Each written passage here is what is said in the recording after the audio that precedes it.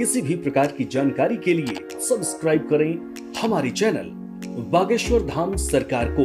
Bell icon को दबाना ना भूलें। भरत कहते हैं महाराज गुरुदेव आपने ठीक कहा, परंतु मेरे मन में तो मेरे भाई का बड़ा दुख है। क्या मैं कितना अभागा, मैं कितना पापी हूं, मुझे तो जन्म लेते ही मर जाना चाहिए, जो मुझ जैसे के कारण भगवान को बन जाना पड़ा। बड़ा अभागा हूं, मैं बड़ा पापी हूं। और साधु जी मैं निवेदन करूं, भरत चरित्र में तो धर्म की अगर चर्चा आए तो राम जी का धर्म है सामान्य। राम जी सामान्य धर्म के अनुयायी हैं, लेकिन रामचरित्र मानस में जो लक्ष्मण जी का धर्म है वो है विशेष धर्म।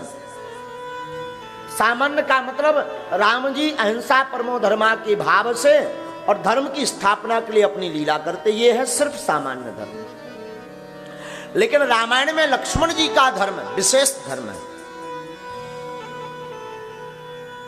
जब राम जी और बन जाने लगे तो लक्ष्मण जी जाने लगे, तो राम जी लक्ष्मण जी से कहते भैया तुम घर पर रहो।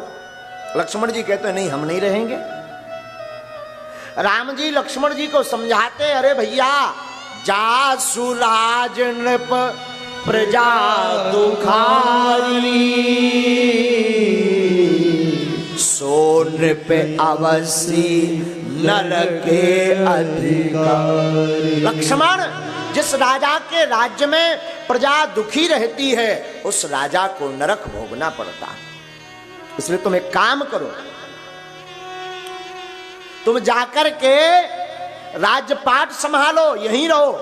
हम वन 14 वर्ष करके पूर्ण करके वापस आते हैं। लेकिन राम जी कहते हैं प्रभु हमारा तो कोई है ही नहीं। राम जी लक्ष्मण जी कहते प्रभु हमारा तो कोई है नहीं। राम जी कहते माता जी है, कैसी बात करते, माताएं हैं, माताओं की सेवा करना। लेकिन लक्ष्मण जी चरण पकड़ लेते राम जी के। देखिए विशेष धर्म है लक्ष्मण जी का।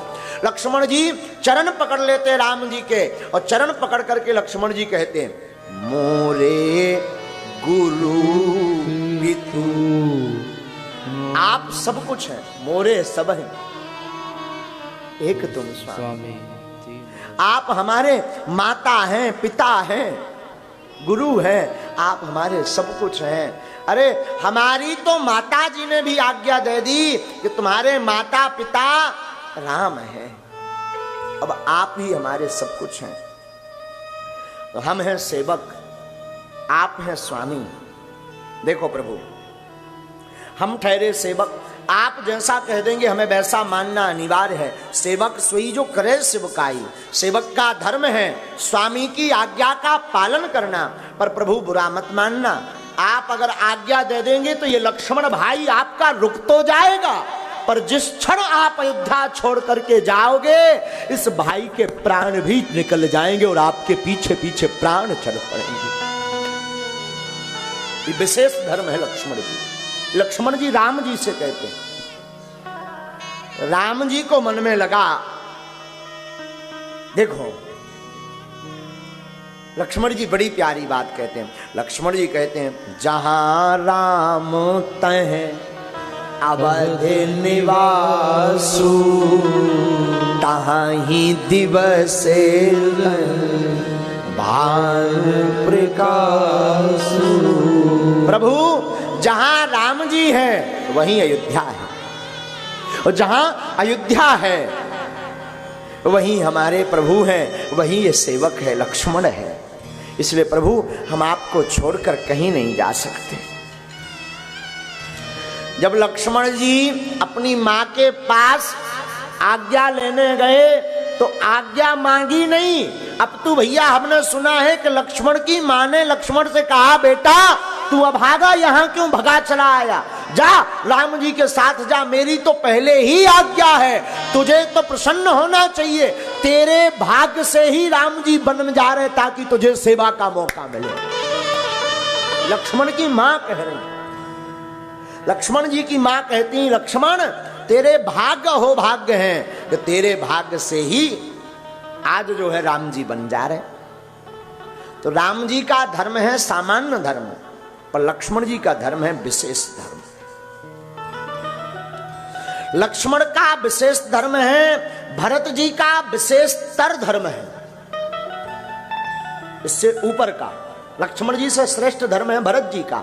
और आपको सुनकर के आश्चर्य लगेगा दयालु, भरत जी से ऊपर अगर किसी ने धर्म निभाया तो वो शत्रुघ्न जी ने निभाया। शत्रुघ्न जी का धर्म है विशेष उत्तम धर्म। लक्ष्मण जी के तो अद्भुत शरणागति। राम जी सामान्य धर्म का अनुसरण करते। भरत जी के धर्म की चर्चा आवे तो जब लक्ष्मण जी राम जी के साथ चले गए, और भरत जी का धर्म है विशेषतर धर्म। भरत जी का धर्म है ब्रजांगनाओं की भांति। जैसे ब्रजांगनाएं प्रभु की याद में जीवन जीती रही, वैसे हमारे भाई भरत की याद में, भरत जी राम जी की याद में जीवन जीते रहे। ब्रजांगनाओं का धर्म था तत् सुख सुखत्वम, जिसमें प्रभु आपका आनंद हो उसी में हमारा आनंद है। ये ब्रजांगनाओं का धर्म था। ब्रजांगनाएं इस भाव में जीती थी जिसमें प्रभु आप प्रसन्न रहे उसी में हम प्रसन्न हैं। भरत जी का भी यही धर्म है। भरत जी अपनी मां के मुख से राज्य का प्रस्ताव ठुकराते। हमें राज्य नहीं चाहिए, हमें राजा नहीं बनना है। भला आज के जमाने में कोई ऐसा भाई होगा जो राज्य शासन ठुकरा दे? भाई का मर्डर करके राज्य शासन लेने वाले भाई देखे हैं। भाई का वध करके राजा बनने वाले भाई देख रहे हैं। पर धन्य है भरत जी, अपने भाई के लिए सर्वस्व अर्पण कर दिया। हद तो ये हो गई, भरत जी को भरत जी के गुरु वशिष्ठ जी समझाते, भरत आपके भाई राम ने पिता की आज्ञा मानी, वन को गए, वचन का पालन किया। आपके पिता ने कैकेयी के वचनों का पालन किया, क्योंकि कैकेयी को वरदान दिया। अब तुम्हारा भी धर्म है भरत, तुम घर पर रहो और रह करके राज्य पाठ करो, राजा बनो। पता है आपको भरत जी क्या बोले? आज तक कोई वशिष्ठ जी को जवाब नहीं दिया। आज तक वशिष्ठ जी को ब्रह्मा द्वितीय ब्रह्मा कहा जाता है। वैवस्वत मनु के बाद आज तक जितने भी राम जी के वंश में हुए हैं, उन्होंने वशिष्ठ जी की कभी आज्ञा का पालन नहीं किया, उल्लंघन नहीं किया। आज्ञा को सदैव माना, आज्ञा पर सदैव चले। और पहली बार कोई ऐसा हुआ इस वंश में जिन्होंने वशिष्ठ जी को भी जवाब दे दिया। भरत जी कहते हैं, गुरुदेव ऐसी कटु स्तुति किसी ने नहीं की, पहली बार भरत जी कर रहे हैं। भरत बोले, गुरु जी लगता है मेरे पाप बहुत हैं, मैं बड़ा पापी हूं। वशिष्ठ जी कहते क्यों? बोले, गुरुदेव बुरा मत मानना, मुझे लगता है मेरे पापों के कारण आपकी भी बुद्धि खराब हो गई है। वशिष्ठ जी चौंक गए, आश्चर्य में पड़ गए। वशिष्ठ जी आश्चर्य में पड़ गए, जितने सभासद बैठे हुए थे सब चौंक गए। लेकिन भरत कहते हैं, गुरुदेव लगता है मेरे पापों के कारण आपकी बुद्धि भी चली गई। गुरुदेव हमें लग रहा था कोई हमारा समर्थन करे या ना करे, कोई हमें कहवे या ना कहवे, पर हमें विश्वास था हमारे गुरुदेव तो कहेंगे कि भरत तू सिंहासन मत संभाल, तू राजा राम जी को सिंहासन पर बैठा और तू सेवक बन। लेकिन आज हमें लग रहा भरत के इतने पाप हैं, भरत इतना पापी है, भरत इतना पापी है कि गुरुदेव आपकी बुद्धि भी खराब हो गई। और भरत रोने लगे। महाराज आप तो त्रिकालदर्शी हो, तुम त्रिकालदर्शी मुनि ना था। आप त्रिकालदर्शी हैं, आप नहीं जानते थे क्या होगा? आपने रोका नहीं? वशिष्ठ जी कहते हैं, भरत हमने रोका राम जी को, लेकिन हमें पता था कि अगर हम रोक लेंगे तो राम जी आज्ञा का पालन करने वाले हैं, बात को मानने वाले हैं, वचन टूट जाता। राम की जगत में हंसी होती कि राज के लोभ में पिता की आज्ञा को भी नहीं माना। इसलिए भरत फिर हमने अंततोगत्वा मौन हो गए। भरत कहते हैं गुरुजी क्या हो गया है आपको, आपकी मति को क्या हो गया, आप इतने बुद्धिमान, भला आपको हुआ क्या, आप हमें नहीं रोक पा रहे, कम से कम हमें तो रोको। राम जी को नहीं रोक पाए, हमें तो रोको ताकि हम राज सिंहासन पर ना बैठे। प्रभु जब बन गए हो हम राज सिंहासन के भोग भोगे, आप हमें तो रोको। महाराज कथा कहती है, वशिष्ठ जी कहते भरत सच कहा, लगता है मुझे आज तक बुढ़ापा नहीं आया पर पहली बार बुढ़ापे ने घेर लिया। वशिष्ठ जी कहते हैं मुझे बुढ़ापे ने घेर लिया। लगता है भरत राम जी के बन जाने के बाद मेरी इंद्रियां शिथिल हो रही, मेरा विवेक शून्य हो रहा। भरत जैसा तुम करो वैसा, जैसा तुम चाहो मैं वैसे मैं ही प्रसन्न हूं। और भरत जी ने भैया अपने भाव को प्रबल करते हुए किसी से आज्ञा नहीं मांगी। भरत को लगा अगर हम आज्ञा मांगेंगे तो क्या कहेंगे, शायद आज्ञा देंगे कि नहीं, और आज्ञा नहीं दी तो फिर हम जा नहीं पाएंगे। भरत ने आज्ञा नहीं मांगी, भरत ने निवेदन किया सबकी सभा में बैठे हुए गुरुजी से, गुरुदेव क्षमा कर मांगता हूं, आप क्षमा करना, हम आज्ञा नहीं मांग रहे हैं, हम आपको बता भर रहे हैं आपकी जानकारी में कि अब ये भरत राज सिंहासन पर नहीं बैठेगा, ये भरत राम जी को मनाने के लिए चित्रकूट जाएगा। अगर आपको चलना हो तो चलो, आपको अगर हमारे साथ चलना है तो चलो। अब ये भरत आज्ञा नहीं ले रहा, निवेदन कर रहा, सिर्फ बता रहा। प्रभु भरत कहते हैं गुरुदेव हृदय की पीड़ा इतनी विस्तृत है, इतनी जलन है हमारे हृदय में, ये बिना राम के दर्शन के जलन मिटने वाली नहीं। जलन तभी मिटेगी जब राम जी के दर्शन होंगे। तो गुरुदेव भी प्रसन्न हो गए, सारे अवधवासी प्रसन्न हो गए कि अब तो जो है भरत राम जी को वापस लेकर आ ही जाएंगे। सबके मन में ये दृढ़ हो गया, सारे अवधवासी तैयार हुए। भरत जी ने गुरुदेव से पूछा, गुरुदेव अगर आपकी आज्ञा हो तो जो राजपाट का सामग्री है वो रथ में रख लूं? क्यों? वन में ही राम जी को राजा बना देंगे और राजा बना करके ले आएंगे, वहीं हम अपने आंखों के सामने राम जी को राजा बनते देखना चाहते हैं। गुरुदेव प्रसन्न हो गए। अब तो अवधवासियों को लगा शायद हमारा शनि उतर गया, शायद अब तो राम जी आ जाएंगे। तो महाराज भरत जी जब राम जी की याद में आर्तनाद करते हैं, रोते हैं, तो अवधवासियों को लगता है रोते हुए बिलखते हुए भरत को देखकर, भरत का वो आर्तनाद सुनकर लगता है कब भरत राम जी के पास पहुंच जाएं ताकि राम इनका रुदन देख करके वापस लौट आवे।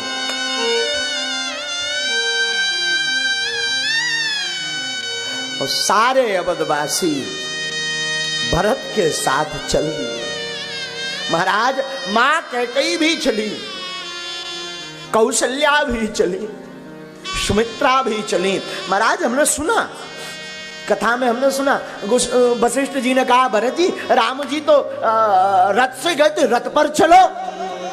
भरत जी कहते ना ना, हम रथ से नहीं पैदल जाएंगे। और गुरुदेव क्षमा करना, हमारे राम जी रथ से जरूर गए, अगर मैं पैदल जाऊं वो उल्टे पैर को ऊपर सिर को नीचे करके चलूं तब भी कम है, तब भी कम है। और भरत चले,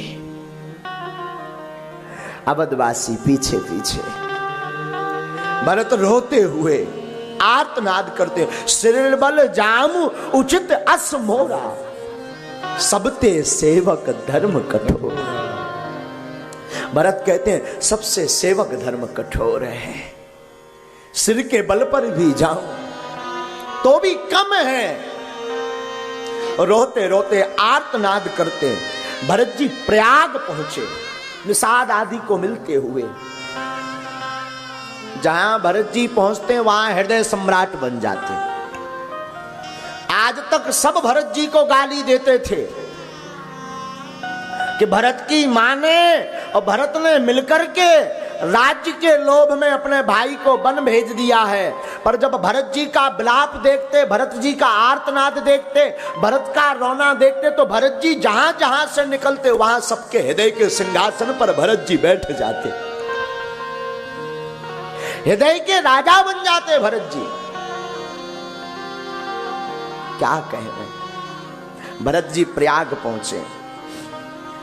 अवधवासियों के सिंहासन पर तो भरत जी बैठ ही गए, हृदय सिंहासन पर राजा बनकर के भरत जी बैठ ही गए।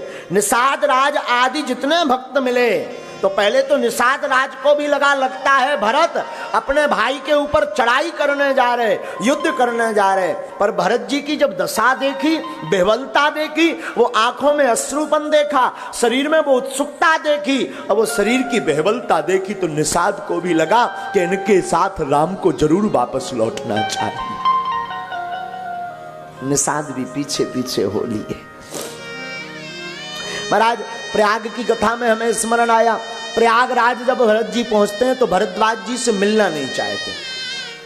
प्रयाग में भरद्वाज जी से मिलना नहीं चाहते भरत जी।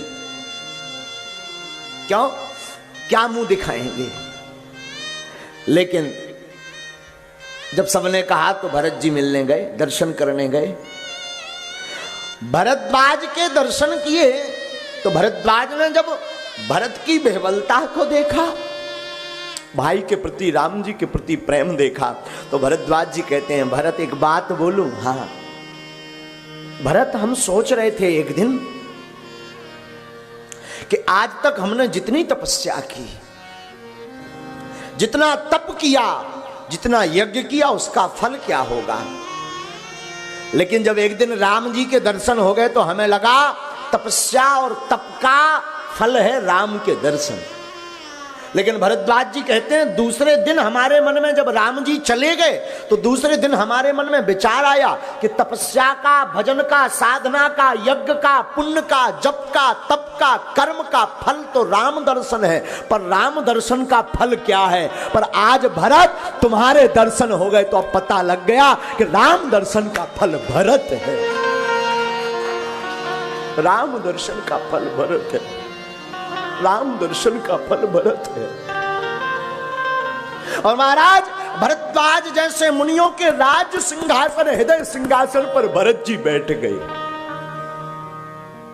भरत जब चलते हैं महाराज, तही कर फल दर्श तुम्हारा, सहित प्रयाग सुभाग हमारा। महाराज जब चलते हैं भरत जी तो प्रभु के पद चिन्हों को देख देख करके चलते, कहीं भगवान के चरणों पर हमारे चरण ना रख जाएं। और हमने सुना है भरत जी के रुदन को, आर्तनाद को सुनकर के पत्थर भी रोने लगते, पत्थर, वृक्ष भी रोने लगते। जब भरत जी चित्रकूट पहुंचे और चित्रकूट में महात्माओं को खड़बड़ी मच गई कि भरत जी लेने के लिए आ गए, ये राम जी को वापस ले जाएंगे तो ना तो राक्षसों का वध होगा, ना राम के दर्शन होंगे, ना राम जी का सत्संग का आनंद मिलेगा। सब घबरा गए, सब बेचैन हो गए। लेकिन भैया हमने सुना महात्मा पहले तो घबरा रहे थे, पहले तो चिंता में पड़े थे, पहले तो सोच रहे थे कि भरत आएंगे तो राम जी को वापस ले जाएंगे, राम जी वापस चले जाएंगे। लेकिन जब उन महात्माओं ने भी भरत की दुर्दशा को देखा, भरत के प्रेम को देखा, भरत के रुदन को देखा, भरत के आर्तनाद को देखा, भरत की करुणा को देखा और भरत का राम के प्रति भाव देखा, तो वो चित्रकूट के महात्मा भी मन में कहने लगे कि भरत के साथ राम को जरूर वापस जाना चाहिए, जरूर जाना चाहिए, जरूर जाना चाहिए। भरत का आर्तनाद विचित्र है, भरत का प्रेम विचित्र है। भरत अपने आप को पापी कहते हैं, मैं अभागा हूं, मैं पापी हूं, जिनके कारण प्रभु को वन में जाना पड़ा। महाराज, जहां जहां से भरत निकलते हैं वहां के पत्थर के शिलाख खंड भी रोने लगते, वहां की भूमि भी रुदन करने लगती, वहां के पेड़ पौधे भी रोने लगते भरत जी की दशा को देखकर। भरत का अद्भुत प्रेम, अद्भुत शरणागति भरत की। भरत जी जब चित्रकूट के वन में पहुंचे तो भरत जी दोनों हाथ उठा करके, हा राम, हे भाई राम, भैया राम, हे भैया राम, हे भैया राम, हा राम कहकर के जब पुकारते, उच्चारण करते, तो महाराज चित्रकूट धाम की जितनी शिलाखंडे, बड़े बड़े शिलालेख, बड़े बड़े पहाड़, जैसे ये भरत के आर्तनाद को सुनते तो सब पिघल जाते। भरत की करुणा को सुनकर सब पिघल जाते, सब मोम बन जाते, सब बहने लगते, सब मानो रस बन गए हो, सब मानो जल बन गए हो, सब मानो किसी ने इनको तपा दिया हो। जब भरत दोनों हाथ उठा करके रोते, छाती पीटते, कभी भरत, कभी चिल्लाते, कभी वृक्षों की तरफ भरत देखते, भैया राम, भैया राम, भैया राम, शिलाखंड रोने लगते। इतनी बेबल दशा को देख करके सारे चित्रकूटवासी, बड़े बड़े अमलात्मा, विमलात्मा, महात्मा जो राम जी के दर्शन के लिए तरसते थे, पर इस आर्तनाद को सुनकर के जबरदस्ती लोगों को कहते जल्दी चलो, जल्दी चलो, वरना ये प्राण त्याग देंगे भरत, वरना भरत प्राण त्याग देगा, जल्दी ले चलो इन्हें, जल्दी दर्शन कराओ, जल्दी ले चलो इन्हें, जल्दी ले चलो इन्हें। भरत आर्तनाद करते हुए राम जी से मिलने को जाते। साधु जी, एक बात बोलूं, मुझे स्मरण आती है, भाई हो तो भरत जैसा, प्रेम हो भाई के प्रति तो भरत जैसा। अद्भुत प्रीति भरत की। भरत जी गए, हमने एक महापुरुष के मुख से सुना कि भरत जी सीधे नहीं गए। भरत जी को पता लगा कि भगवान को मिलने का रास्ता ये है, तो भरत जी जो जिस पर्वत पर भगवान राम जी विराजमान थे उसके ठीक विपरीत दिशा से गए, उल्टे। भगवान जिस तरफ मुख किए थे उस तरफ से नहीं, जहां से भरत जी ने सोचा कि हमें प्रभु देख ना पाए। क्यों? भरत को लगा कि हम प्रभु को अपना मुख नहीं दिखा पाएंगे, तो भरत उल्टे गए। जाकर के जैसे भरत जी पहुंचे, इधर लक्ष्मण जी चर्चा करते हैं कि लगता है भरत युद्ध करने आ रहे हैं। राम जी समझाते हैं, भरत ही हो ही ना राजमद। राम जी समझाते हैं लक्ष्मण को, लक्ष्मण हमें भरोसा है, राजपाट का मद किसी को हो सकता, पर मेरे भाई भरत को नहीं हो सकता। मेरा भाई भरत को राजमद नहीं हो सकता। जिसके जीवन में राम हो, जिसके जीवन में सर्वस्व राम हो, उसे अभिमान नहीं आ सकता।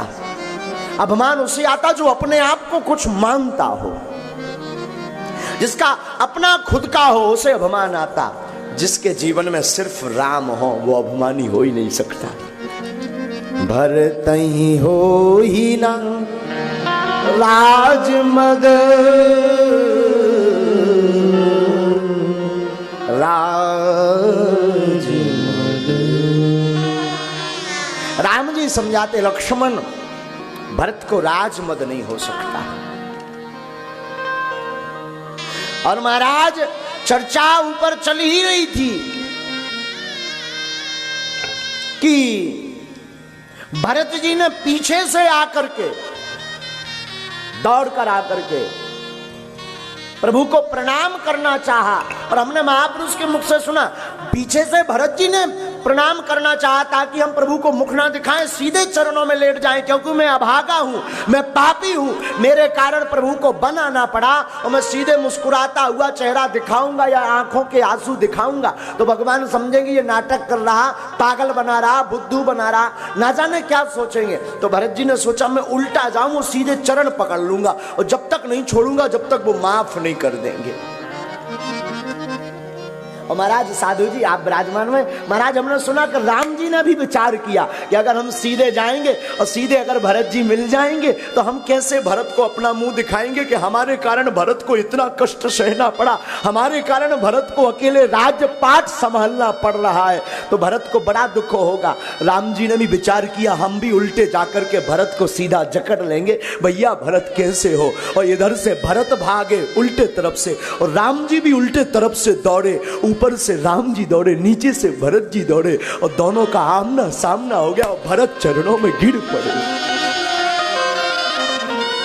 भरत चरणों में गिर पड़े।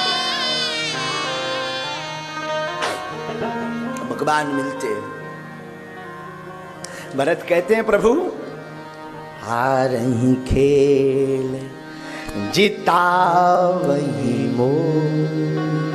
भरत को पता है ये वही राम जी हैं। राम जी और भरत जी जब बचपन में लीला करते थे, खेलते थे, तो भरत जी कहते हैं प्रभु हम भले ही हार रहे हो पर आप हमें जिता देते थे, जिता देते थे।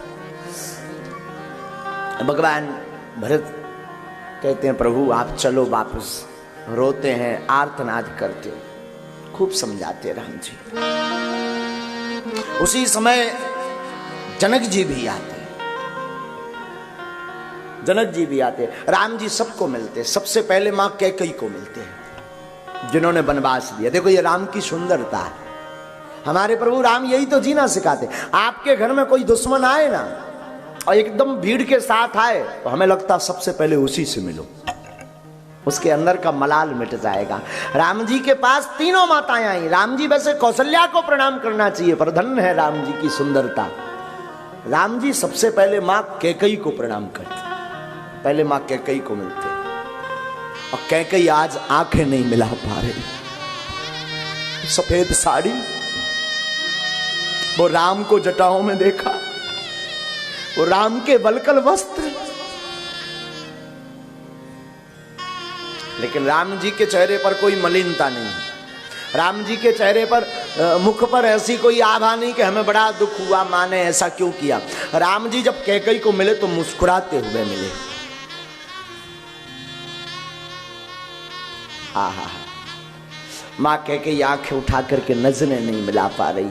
राम जी सबको प्रणाम करते, गुरुदेव को प्रणाम करते, माताओं को प्रणाम करते, सब बैठते। भरत जी चर्चा करते, चलो। राम जी कहते नहीं, तुम जाओ, तुम राजा बनो। भरत कहते प्रभु भैया मैं कैसे बन पाऊंगा राजा, एक काम करो हम वनवास जाते हैं, आप अयोध्या का राज संभालो। हम वनवास जाते हैं, आप अयोध्या का राज संभालो, हम और शत्रुघ्न। भरत जी कहते भैया हम और शत्रुघ्न दोनों वनवास 14 वर्ष करते हैं, 14 नहीं 28, तुम राज संभालो। राम जी कहते भैया पिताजी ने हमें बन जाने को कहा, तुम वहां रहो। पिता तो है नहीं पर तुम रहो। आहा, भरत जी का जो धर्म है विशेषतर धर्म है। अंत में जनक जी भी आते हैं तो राम जी सबको पूछते हैं बताओ क्या करना चाहिए, पर भरत जी की आर्तनाद को देख करके सब कहते हैं भरत की बात मान लेनी चाहिए। जब राम जी मना कर देते हैं तो भरत रोने लगते। रोते ऐसे नहीं हैं, आंखें भर आती हैं, आंखों में डबडबा करके पानी भर आता भरत के, और भरत आर्तनाद बड़े जोर जोर से करने लगते। और जोर जोर का आर्तनाद सुनकर के सारे जितने अविद्यावासी हैं वो भी कहते चलना चाहिए। गुरुजी की तरफ देखा, उन्होंने भी कहा भरत की तरफ देख करके राम तुम्हें जाना चाहिए वापस। और महाराज जनक ने भी कहा अगर कोई हमसे मत पूछे तो जनक भी कहते हैं कि राम राघव तुम्हें वापस जाना चाहिए। विचित्र बात तो ये, वोटिंग का जमाना नहीं था। राम जी के पक्ष में कोई नहीं, सब विपक्ष में। राम जी आपको अयोध्या वापस लौटना चाहिए। अरे राम जी के 2 वोट ऐसे थे जो कभी विपक्ष में नहीं गए, एक जानकी जी, एक लक्ष्मण भैया, ये कभी विपक्ष में नहीं गए, ये सदैव राम जी के पक्ष में रहे। और जब राम जी ने इनको भी पूछा कि कहो लक्ष्मण क्या करना चाहिए, बताओ जानकी क्या करना चाहिए, तो इन दोनों ने भी भरत जी के पक्ष में वोट डाला और राम जी से कहा कि आपको वापस अयोध्या जाना चाहिए। कुशल है वोटिंग का जमाना। राम जी ने मन ही मन सोचा कि कुशल है, वोटिंग का जमाना नहीं है, नहीं तो आज तो जमानत जब्त हो जाती। हमारे ही वोटिंग विपक्ष, हमारे ही वोट विपक्ष में, हमारी अर्धांगिनी ने भरत जी के पक्ष में वोट दे दिया, हमारी अभिन्नंग लक्ष्मण जी ने दूसरे पक्ष में वोट दे दिया। अंत में राम जी ने भरत से ही पूछा, भरत निर्णय तुम्हें करना है। राम जी बोले निर्णय तुम्हें करना है, जो तुम कहोगे अब मैं वो मानूंगा। देवता परेशान हो गए, सावधान हो गए, कहीं भरत ने कह दिया भरत तो आए ही हैं लेने, और कहीं भरत ने कह दिया चलो, और राम जी अब नहीं रह पाएंगे। अब राम जी चले जाएंगे, राक्षसों का वध नहीं होगा, राक्षस रह जाएंगे और पूरा खेल बिगड़ जाएगा। भरत जी लेकिन सावधान है। भरत जी ने मन में विचार किया कि अगर हम प्रभु को ले गए तो हम तो जीत जाएंगे, लेकिन हमारा प्रेम फिर निष्काम नहीं होगा। हमारे प्रेम में काम की निष्काम नहीं होगा, सकाम हो जाएगा। तो भरत ने मन में विचार किया कि स्वामी को कोई संकोच पड़े और संकोच में डाल करके कोई भक्त अगर अपने स्वामी से, अपने गुरु से अगर कोई कार्य सिद्ध करवाता है तो वह संसार का महाअभागा व्यक्ति है। वो सेवक और वो शिष्य संसार का महाअभागा व्यक्ति है जो अपने गुरु को और अपने स्वामी को संकोच में डाल करके कार्य सिद्ध करवाता है। तो भरत ने विचार किया, हम तो तत्सुख सुखित्वम थोथी बुद्धि वाले हैं, जो अगर ऐसा करूंगा तो सब कोसेंगे। प्रेम भी कोसेगा कि अपने प्रेम के प्रबलता को दिखाने के लिए राम जी को वन से वापस ले आए। तब भरत बोले, जय विधि प्रभु प्रसन्न मन हो, जय विधि प्रभु प्रसन्न मन हो।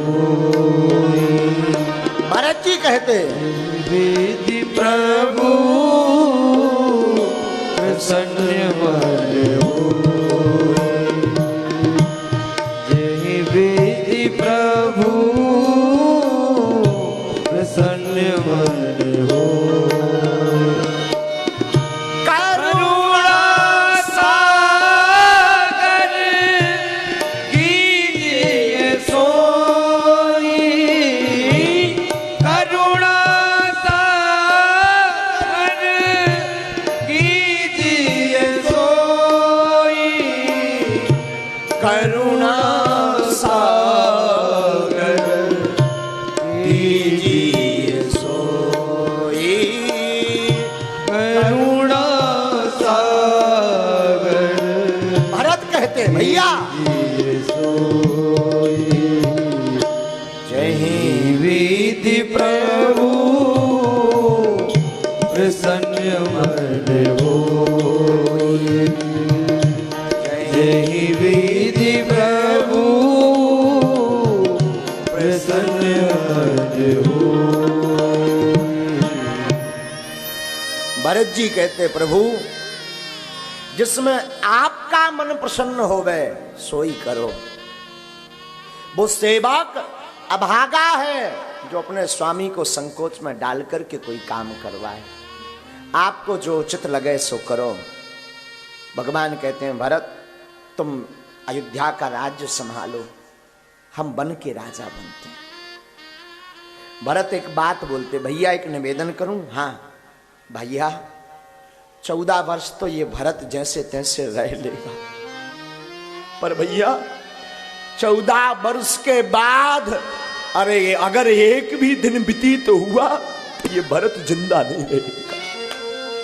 बस बस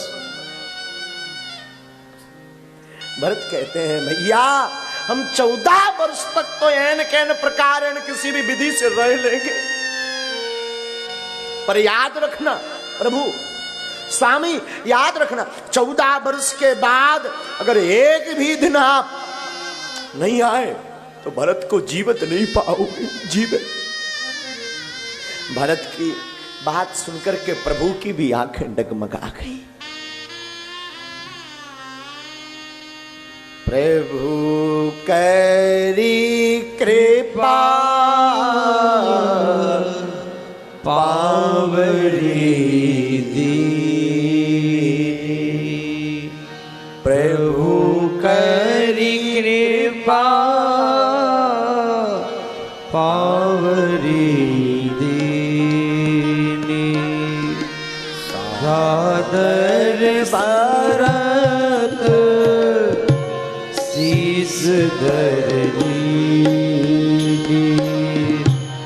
सादर भरत शीस धरनी, सादर भरत शीस धरनी। प्रभु आपका कोई याद करने का कोई विषय तो होना चाहिए। तो भगवान ने पावड़ी दी, भरत ने शीश पर रखी। शीश से खड़ा ले चलाए से राम सिया जो संग हो जैसे, भरत जी शीश से खड़ा ले चलाए से राम सिया जो संग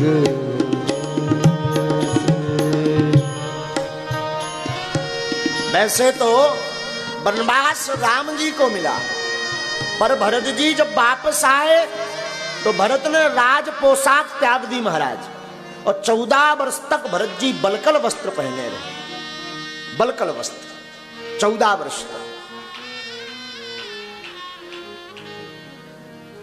भरत जी ने मन में विचार किया कि राम जी तो रहेंगे झोपड़ी में, राम जी तो रहेंगे साथरी के ऊपर शयन करेंगे, झोपड़ी में रहेंगे। पर भरत धन्य है, सेवक वही है जो सेवक स्वामी से अत्यधिक कठोर परिश्रम करे, शिष्य वही है जो गुरु से ज्यादा मेहनत करे, वही शिष्य है। सेवक भी वही है जो स्वामी से ज्यादा मेहनत करे।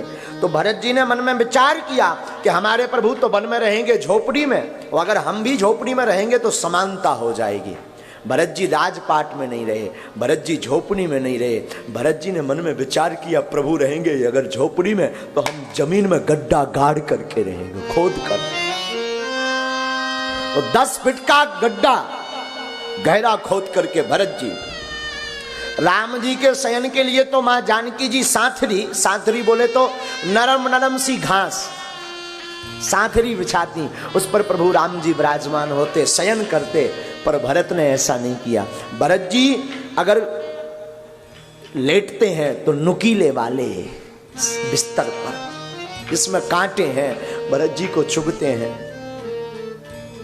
राम जी रहते झोपड़ी में, भरत जी रहते गड्ढे में।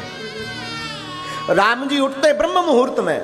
भरत ने विचार किया राम जी है स्वामी, हमें सेवक, अगर हम भी ब्रह्म मुहूर्त में उठेंगे तो समानता हो जाएगी। राम जी ब्रह्म मुहूर्त में उठते तो भरत जी ब्रह्म मुहूर्त से पहले जग करके स्नान कर लेते। इसका एक कारण और भी है, भरत जी 2 बजे ही उठ करके स्नान कर लेते। 2 कारण हैं, एक तो स्वामी के पहले जागना चाहिए, दूसरा अगर ब्रह्म मुहूर्त में जगे तो सब जग जाते हैं। कोई अगर हमारा चेहरा देखेगा तो कहेगा यही वो अभागा है जिसके कारण राम जी बन गए। भरत जी पहले ही, राम जी वन में फल खाते, कंदमूल फल खाते।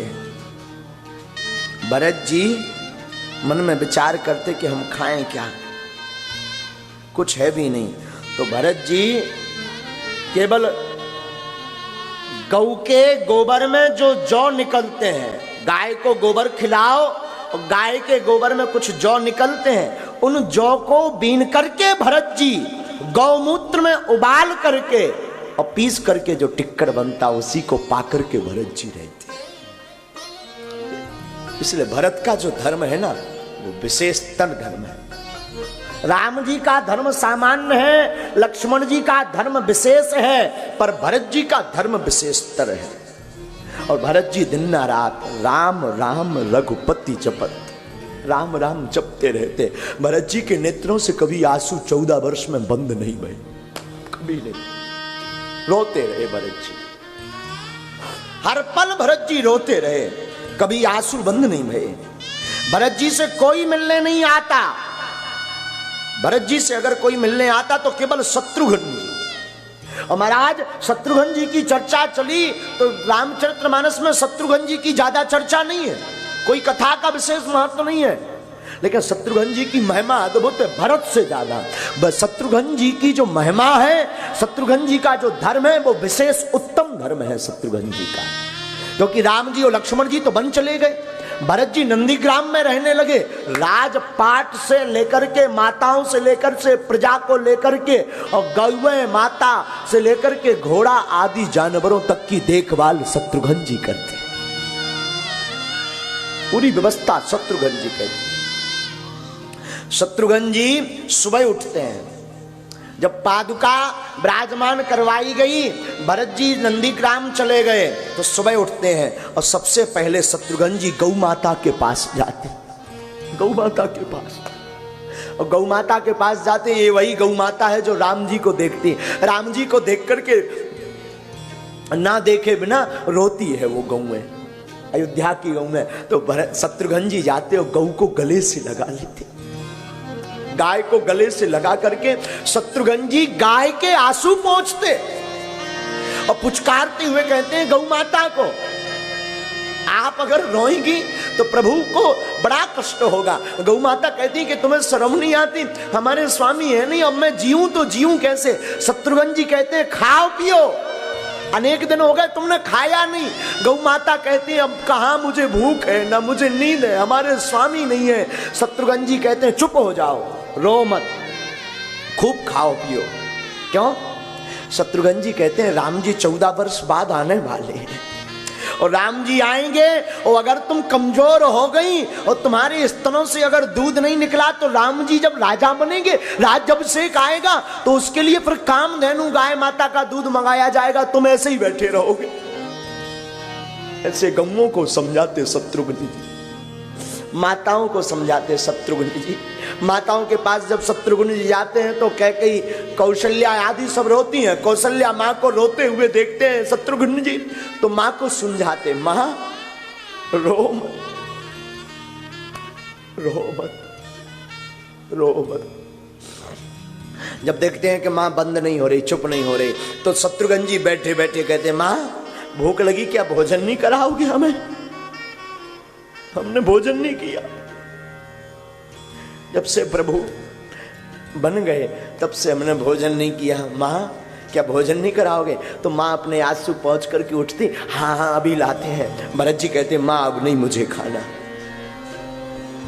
क्या तू रोबे, भला मैं अपना कैसा पेट भर सकूं। शत्रुघ्न जी गौओं को समझाते, तुम कंकाल मत बन जाओ, माताओं को समझाते।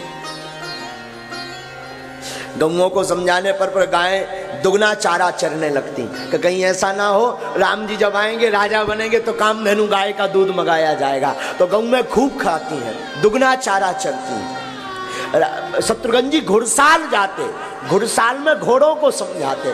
घोड़े रो रहे राम जी के बिना, जिन घोड़ों पर चढ़ करके राम जी गए वो रो रहे, जिन रथ पर निभ करके शत्रुघ्न जी उन्हें समझाते। 14 साल पूरे शत्रुघ्न जी के समझाने में गुजरे भैया। शत्रुघ्न जैसा किसी का धर्म नहीं है रामायण में। न खाए न सोए। अरे और तो ठीक है, घोड़ों को समझाते हुए शत्रुघ्न जी कहते अगर तुम रोगे तो तुम चल नहीं पाओगे, वजन नहीं रख पाओगे, कल के दिन राम राजा बनेंगे तो किस पर बैठेंगे, तुम अपने शरीर को तंदुरुस्त रखो। और यहां तक कि वशिष्ठ जी को भी शत्रुघ्न जी समझाते, गुरुदेव को भी।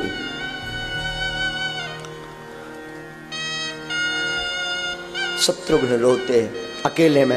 अब सबको समझाते हैं कोई रो ना सके, पर शत्रुघ्न जी को भी कभी कभी राम जी की याद आती है, तो शत्रुघ्न जी अकेले में जाकर के फबक फबक करके फूट फूट करके रो लेते।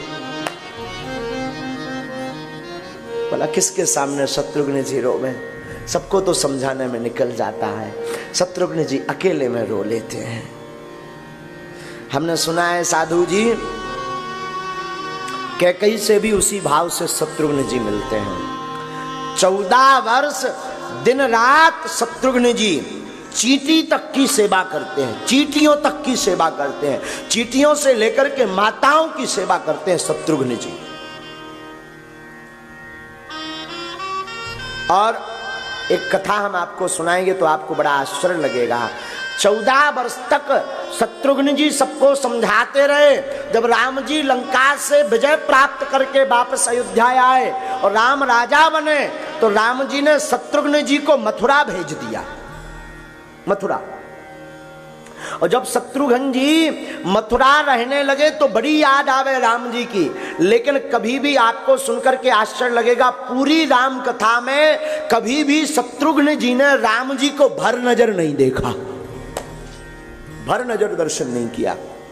और मथुरा में जब शत्रुघ्न जी राम जी की याद में रोते हैं, तो मथुरा के चौबे ब्राह्मण शत्रुघ्न जी को राम जी की लीला कर करके दिखा करके राम जी की याद दूर कराते हैं। आज भी अगर रामलीला कहीं की प्रसिद्ध है तो मथुरा की रामलीला प्रसिद्ध है। मथुरा के चौबे रामलीला कर करके शत्रुघ्न जी की याद कराते। तो राम जी का धर्म है सामान्य धर्म, लक्ष्मण जी का धर्म है विशेष धर्म, भरत जी का धर्म है विशेष तर धर्म, पर शत्रुघ्न जी का धर्म है विशेष उत्तम धर्म। सबसे ज्यादा भाव शत्रुघ्न जी के धर्म में।